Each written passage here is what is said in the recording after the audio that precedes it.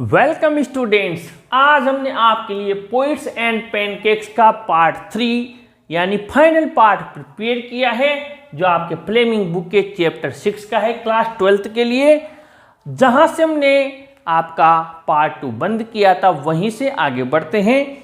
ये अब आप स्टार्ट होने जा रहा है और ये आपकी स्टार्ट होगा अ फ्यू मंथ्स लेटर से, यानी page number 63। A few months later, the telephone lines of the big bosses of Madras burst, and once again we at Gemini Studios cleared a whole shooting stage to welcome another visitor। अब यहाँ पर ध्यान दें, जो वहाँ पहले आए हुए थे आपको पता होगा, जो MRA आया हुआ था जेमिनी स्टूडियोज में। अब कुछ महीनों बाद टेलीफोन की लाइंस वहाँ के जो बिग बॉसेस थे, जो वहाँ के मुख्य बॉस थे, उनके मद्रास में बस्ट यानी घनघनाने लगी, फोन की घंटियां बजने लगी एक बार और जेमिनी स्टूडियोज में। और वहाँ पर cleared a whole shooting stage, जो पूरा शूटिंग का स्टेज था उसको क्लियर किया, यानी बिल्कुल साफ कर दिया। क्यों कर दिया? टू वेलकम अनदर विजिटर, एक और आगंतुक आ रहा था। पहले आ ही चुके थे, फिर आ रहा है। All they said was that he was a poet from England। उन्होंने said इतना कहा कि कोई इंग्लैंड से कवि आ रहा है, इतना बताया बस। The only poets from England the simple Gemini studio Gemini staff knew or heard of were Wordsworth and Tennyson। Gemini staff के लोगों ने जो अंग्रेज कवियों के नाम वो जानते थे, उनमें वर्ड्सवर्थ और टेनिसन थे, और के बारे में और इतना पता नहीं था। द मोर लिटरेट वंस, जो थोड़े ज़्यादा पढ़े लिखे थे, knew of Keats, Shelley and Byron, वो कीट्स, शेली और बायरन के बारे में जानते थे। एंड वन और टू माइट हैव फैंटली, यानी हल्के तौर पर, lightly come to know of someone by the name Eliot, और उनमें से कुछ हों जो एलियट के बारे में जानते हों। Who was the poet visiting the Gemini Studios now? अब कौन कवि आ रहा है? इनमें से तो कोई आ नहीं रहा है जिन्हें लोग जानते हैं। He is not a poet, वो कवि नहीं है। He is an editor, वो तो एक एडिटर है, संपादक है। That's why the boss is giving him a big reception। इसीलिए जो बॉस हैं, वहाँ के मुखिया हैं, उसको एक बहुत बड़ा रिसेप्शन दे रहे हैं, स्वागत कर रहे हैं उसका। Vasan was also the editor of the popular Tamil weekly Ananda Vikatan. Vasan थे, वो भी तमिल का जो लोकप्रिय वीकली थी, वहाँ छपती थी, आनंद विक्तन उसके संपादक थे। He wasn't the editor of any of the known names of British publications in Madras। Madras में जो ब्रिटिश पब्लिकेशंस की जिनको लोगों को जानकारी थी, जो नॉन नेम्स थे, जाने पहचाने, उनमें तो वो नहीं था। Those known at the Gemini Studios, जो नाम जेमिनी स्टूडियोज में जाने जाते थे। Since the top men of the Hindu were taking the initiative, the surmise was that the poet was the editor of a daily, but not from the Manchester Guardian or the London Times। जो the Hindu का top man, सबसे ऊपर जो लोग थे, उन्हें जरूर taking initiative यानी इसमें ध्यान दे रहे थे। द समाइज, वो समाइज यानी गेस, अनुमान लगाना, ये मीनिंग नया है, ध्यान दे। समाइज अनुमान लगाना कि जो कवि है उसके बारे में टूटी फूटी नॉलेज सब एकत्रित कर रहे हैं। वो एक डेली का एडिटर है।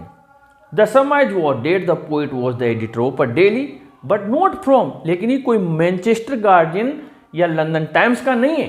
डेट वॉज ऑल, बस इतनी सी नॉलेज थी। That even the most well informed among us knew, हम में से जिन्हें सबसे ज़्यादा नॉलेज थी, जानकारी थी, उन्हें भी इतना ही पता था कि वो किसी डेली का एडिटर है, लेकिन वो ये प्रसिद्ध जो नाम है इनका नहीं है। At last around 4 in the afternoon, यानी दोपहर बाद 4 बजे के लगभग, the poet for the editor arrived, कवि या संपादक जो भी था वो आया। He was a tall man, लंबा आदमी था। वेरी इंग्लिश, बहुत ज़्यादा अंग्रेज नजर आ रहा था, यानी शुद्ध अंग्रेज।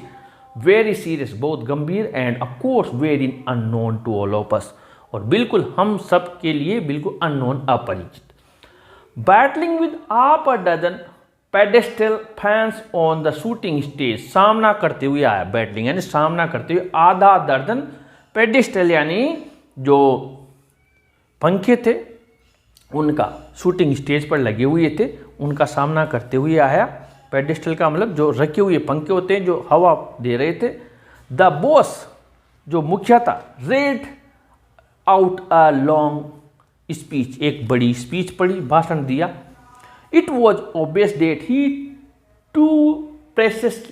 New too precious little about the poet और द एडिटर। ऐसा लगता है वो भी बहुत ज़्यादा नहीं जानते थे, बहुत कम जानते थे, जो भी कवि या संपादक आया था उसके बारे में, जो मेन मुखिया था वो भी।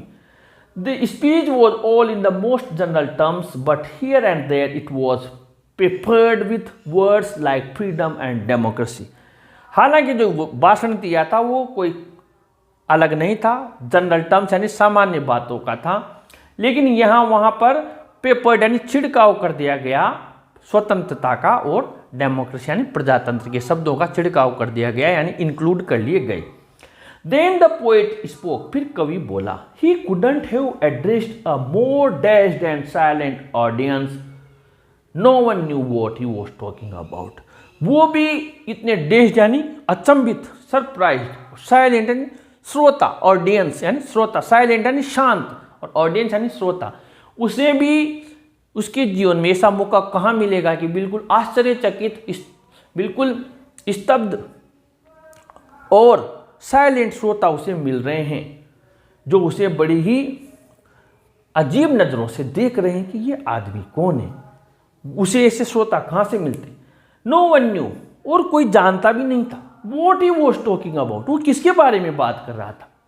एंड हिज एक्सेंट, उसका एक्सेंट था जो बोलने का, प्रोनाउंसिएशन, उच्चारण, accent defeated any attempt to understand, attempt किया किसी ने समझने का क्या कह रहा है, वो भी उसने सारे डिफीट कर दिया, यानी प्रयासों को हरा दिया, कोई समझ नहीं पाया। The whole thing lasted about an hour, 1 घंटे तक ऐसे चलता रहा। पता नहीं क्या बड़बड़ा रहा है, पब्लिक बैठी रही, कवि बोलता रहा, संपादक बोलता रहा, किसी के कुछ भी पल्ले नहीं पड़ा, कोई समझ में नहीं आया हो क्या रहा है। Then the poet left and we all dispersed in utter bafflement, कवि चला गया और हम सब भी डिस्पर्स्ड यानी विसर्जित हो गए, बिखर गए। इन अटर बेफलमेंट, बेफलमेंट का मतलब होता है एक तरीके से निराशा में, किन कर्तव्य मूर्ता में, यार ये हुआ क्या, सब सरप्राइज रह गए कि ये हुआ क्या। वॉट आर वी डूइंग, हम क्या कर रहे हैं। What is an English poet doing in a film studio which makes Tamil films, एक अंग्रेज कवि उस फिल्म स्टूडियो में क्या कर रहा है जो तमिल फिल्म्स बनाता है। For simplest sort of people, उन साधारण लोगों के लिए जो दूर दूर तक ना तो इंग्लिश पोइट्री को समझते हैं, नहीं इंग्लिश पोइट्स की उन्हें कोई नॉलेज है, ना उन्हें नॉलेज लेना है। वो यहाँ क्या लेने आया। People whose lives least afforded them the possibility of cultivating a taste for English poetry, वो जिनकी जिंदगियां लिस्ट अफोर्डेड, कभी अफोर्ड ही नहीं कर पाएगी, बर्दाश्त नहीं कर पाएगी, सहन ही नहीं कर पाएगी, कभी कल्टिवेट ही नहीं हो सकता, पैदा ही नहीं हो सकता कोई टेस्ट, रुचि अंग्रेजी कविता में, क्योंकि उन्हें इससे कोई मतलब ही नहीं है। The poet looked pretty baffled too, और जो कवि था वो भी बहुत ज़्यादा स्तब्ध था, बहुत निराश था, आश्चर्य में था। वो भी नहीं समझ पाया कि ऐसा क्या हुआ, मैं यहाँ आया, ये लोग मुझे समझ नहीं पाए। कुल मिलाकर वो भी निराश था, आश्चर्यचकित था। For he too must have felt the sheer incongruity of his talk about the thrills and travels of an English poet, क्योंकि वो भी, उसने भी फेल्ट किया, महसूस किया। शेयर यानी विशुद्ध, प्योर, और इनकॉन्ग्रुइटी यानी कि असंगतता, वो भी समझ गया। ऑफ हिज टॉक, उसकी बातचीत की शुद्ध असंगतता, यानी यहाँ कोई मैचिंग ही नहीं था। Of his talk about the thrills, और उन रोमांच, एंड ट्रेवल्स, कष्टों के बारे में ऑफ एन इंग्लिश पोइट, एक अंग्रेज कवि की। वो भी समझ गया कि यहाँ इनसे कोई मतलब नहीं, ये समझेंगे भी नहीं। His visit remained an unexplained mystery, उसका वहाँ पर आना उसका आगमन एक अनसुलझा हुआ मिस्ट्री यानी रहस्य बना रहा। The great prose writers of the world, संसार के जो भी गद्य लेखक हैं, वर्ल्ड में नोट एडमिट यानी एक्सेप्ट करना, एग्री होना, हो सकता है इस बात से एग्री ना करें, बट माई कन्विक्शन, मेरी धारणा, मेरी सोच ग्रोज स्ट्रोंगर, होती जा रही है डे आफ्टर डे, दिनों दिन, that prose writing is not and can not be the true pursuit of a genius, कि गद्य लेखन किसी भी जीनियस यानी बुद्धिमान का एक सच्चा परस्यूट यानी व्यवसाय नहीं हो सकता है। It is for the patient persistent persevering drudge with a heart so sunken that nothing can break it. It ये तो एक परसिस्टेंट यानी कि परसिस्टेंट का मतलब लगनशील, और परस्यूरिंग का मतलब यहाँ पर है दृढ़ प्रतिज्ञ, और ड्रज का मतलब है कोल्हू का बेल। ये तो एक तरीके से लगनशील दृढ़ प्रतिज्ञ कोल्हू के बेल के समान है। विद द हार्ट, जिसका दिल ऐसा हो, सो संकिन है सिकुड़ा हुआ, that nothing can break it, कोई से तोड़ ही नहीं पाए, उसकी समान बताया गया है प्रोज राइटिंग को। रिजेक्शन स्लिप्स यानी ठुकराई हुई स्लिप्स, पर्चियां, don't mean a thing to him, उससे कोई फर्क ही नहीं पड़ता उसके लिए ठुकराई हुई पर्चियों का। He at once sets about making a fresh copy of the long prose piece and sends it on to another editor, enclosing postage for the return of the manuscript. वो क्या करता है, उधर से ठुकराई हुई पर्ची का फर्क ही नहीं पड़ा, फिर एक लंबी लॉन्ग प्रोज पीस बनाता है और उसे दूसरे संपादक को भेज देता है, और साथ में उसमें पोस्टेज स्टाम्प भी लगा देता है कि भैया आप भी ठुकराना चाहो तो ये जो मैन्युस्क्रिप्ट है हस्तलिखित हुई वापस रिटर्न कर देना। It was for such people, ऐसे लोगों के लिए the Hindu had published a tiny announcement, the Hindu अखबार ने एक छोटा सा घोषणा पब्लिश की थी, tiny announcement in an insignificant corner, एक महत्वपूर्ण कोने में छापा था अखबार ने, ऑफ एन अनइम्पोर्टेंट पेज, महत्वपूर्ण पेज के ऊपर, यानी बिल्कुल उसको मान्यता नहीं दी, छोटी सी खबर को बनाकर छापा था। अ शॉर्ट स्टोरी कॉन्टेस्ट, एक छोटा सा लघु कथा की प्रतियोगिता ऑर्गेनाइज्ड यानी आयोजित की गई थी by a British periodical by the name the Encounter, British पत्रिका थी द एनकाउंटर, उस नाम की उसने एक आयोजित की थी शॉर्ट स्टोरी का प्रतियोगिता। ऑफ कोर्स द एनकाउंटर, बिल्कुल the encounter wasn't non commodity among the Gemini literati, हालांकि ये जो द एनकाउंटर थी इसकी भी कोई वहाँ पर जो जेमिनी के विद्वान थे उनके लिए ये कोई जानी पहचानी कमोडिटी नहीं थी। और यहाँ पर कमोडिटी का मतलब दिया हुआ है उपयोगी वस्तु, यानी कमोडिटी यानी ये जो द एनकाउंटर थे भी कोई उपयोगी वस्तु नहीं थी। इसके बाद में आई वॉन्टेड टू गेट, और लिटरेटी का मतलब मैंने बताया विद्वान मंडली, I wanted to get an idea of the periodical before I spent a considerable sum in postage sending a manuscript to England. मैंने भी सोचा कि मैं इस पत्रिका के बारे में जानकारी कर लूँ, क्योंकि मैं भी कोई मेरी हस्तलिखित प्रति वहाँ भेजूँ और पोस्टेज पर पैसा खर्च करूँ, इसके पहले इस पत्रिका के बारे में मैं पता कर लेता हूँ। इन दोज डेज, उन दिनों, the British Council Library had an entrance with no long winded sign boards and notices to make you feel you were sneaking into a forbidden area. उन दिनों ब्रिटिश काउंसिल जो library थी उसमें प्रवेश पर long winded यानी लंबे घुमावदार कोई साइन बोर्ड नोटिस नहीं लगे हुए रहते थे, ये बताने के लिए कि आप स्नीकिंग यानी प्रवेश कर रहे हैं। फॉरबिडन का मतलब है, फॉरबिडन का मतलब यहाँ पर प्रतिबंधित निषिद्ध क्षेत्र में प्रवेश कर रहे हैं, ये बताने के लिए साइन बोर्ड नहीं हुआ करते थे।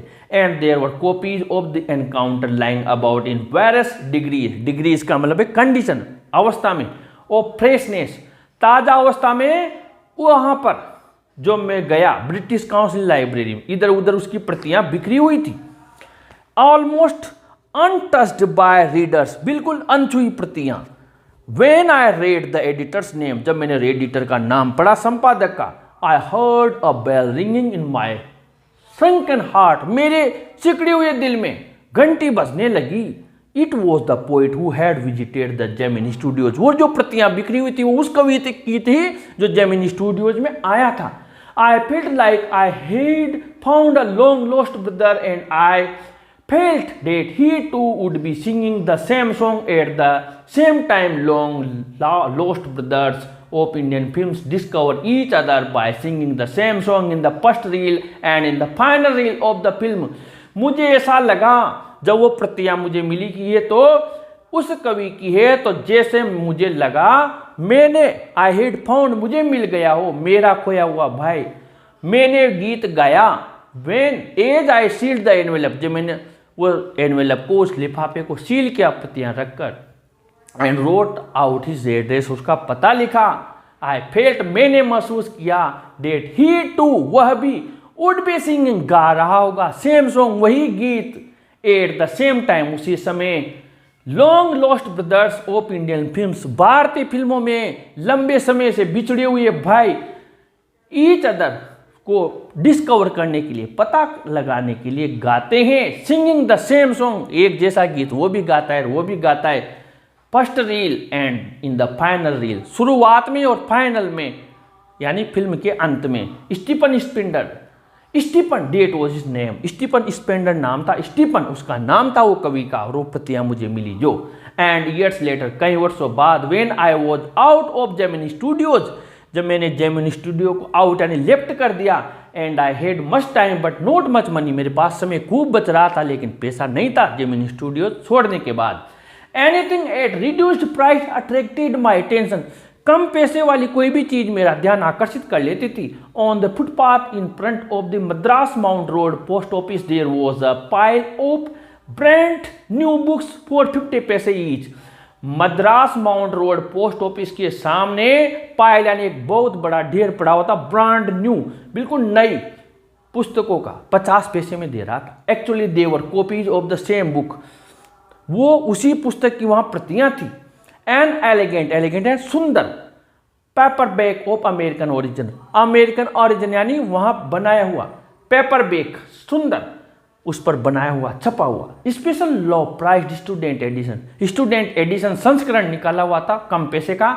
इन connection with the 50th anniversary of the Russian revolution, Russia की क्रांति की 50वीं वर्षगांठ के अवसर पर। आई पेड 50 पैसे and picked up a copy of the book the God that failed, underline कर लेना, मैंने 50 पैसे में एक पुस्तक की वो ली कॉपी, नाम था पुस्तक का the God that failed. 6 eminent man of letters in 6 separate essays described their journeys into communism and their disillusion return, इसके बारे में थी वो कॉपी। विशेष ध्यान देना, 6 प्रसिद्ध विद्वानों ने, लेखकों ने अलग अलग निबंधों में वर्णन किया था साम्यवाद की उनकी यात्रा का और निराशापूर्ण डिसइल्यूजन रिटर्न, वापस लौटने का। वो लोग कौन कौन थे वो विद्वान? आंड्रे गाइड, रिचर्ड राइट और Ignazio Silone, Arthur Koestler, Louis Fischer and Stephen Spender. Stephen Spender suddenly the book assumed tremendous, tremendous यानी बहुत अधिक, सिग्निफिकेंस महत्व। Stephen Spender the poet who had visited Gemini studios, वो कवि जो Gemini Studios आया था। In a moment I felt a dark chamber of my mind lit up by a lazy illumination, मेरे दिल का कमरे में अचानक हेजी यानी धुंधला, इल्यूमिनेशन प्रकाश उजाला हो गया जब मुझे पता लगा। The reaction to Stephen Spender at Gemini Studios was no longer a mystery, उस स्टीफन स्पेंडर के प्रति जो प्रतिक्रिया दी गई थी वो अब लंबे मिस्ट्री यानी रहस्य नहीं रह गया था। The boss of the Gemini Studios may not have much to do with Spender's poetry, हो सकता है जेमिनी स्टूडियोज के मुखिया का स्टीफन स्पेंडर की कविता में कोई ध्यान न हो, इंटरेस्ट न हो, but not with his God that failed, लेकिन उसकी गॉड दैट फेल्ड के साथ ऐसा नहीं हो सकता है। इस प्रकार हमने इसके पूरा चैप्टर आज कंप्लीट कर लिया है हिंदी ट्रांसलेशन का। अगले पार्ट में इसके क्वेश्चन आंसर्स को हम कंप्लीट करेंगे। आप इस वीडियो को जरूर लाइक शेयर करें और अपने चैनल को भी जरूर सब्सक्राइब करें स्टूडेंट्स। Thank you.